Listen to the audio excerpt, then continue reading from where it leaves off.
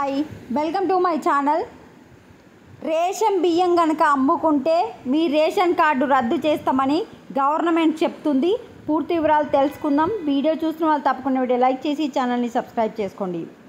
తెలంగాణ రాష్ట్రంలో 3 నెలల రేషన్ పంపిణీ అయితే ఒకేసారి ఇస్తుండడంతో చాలామంది అయితే రేషన్ బియ్యాన్ని అమ్ముకుంటున్నారు, విక్రయిస్తున్నారు.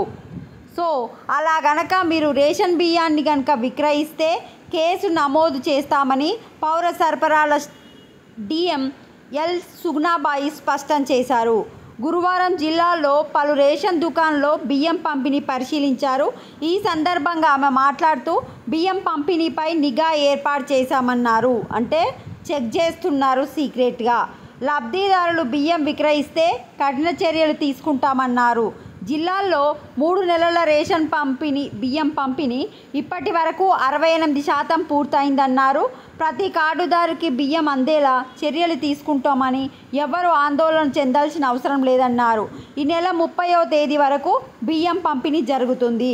జూన్ 30 వరకు అయితే మీరు బియ్యం తీసుకోవచ్చు. 3 నెలలే ఒకేసారి ఇస్తున్నారు కనుక ఈసారి కొంచెం తెలంగాణ రాష్ట్రంలో రేషన్ పంపిణీ అయితే కొంచెం లేట్ అవుతుంది. బియ్యం నిల్వలు కూడా ఉన్నాయన్నారు. సాయంత్రం కూడా బియ్యం పంపిణీ చేయాలని డీలర్లకు ఆదేశాలు ఇచ్చామన్నారు. సో ఎవ్వరూ రేషన్ బియ్యం అనేది అమ్ముకోకండి, సీక్రెట్గా చెక్ చేస్తున్నారు. వాళ్ళకి గనక దొరికితే మీ పైన కేసు బుక్ చేస్తామని చెప్తున్నారు. అదేవిధంగా రేషన్ కార్డు రద్దు చేస్తామని పౌర సరఫరాల శాఖ వాళ్ళైతే చెప్పడం జరుగుతుంది. 30 వరకు మీరు జూన్ 30 వరకు మీ 3 నెలల రేషన్ అయితే తీసుకోవచ్చు. వీడియోని లైక్ చేయండి. Thanks for watching.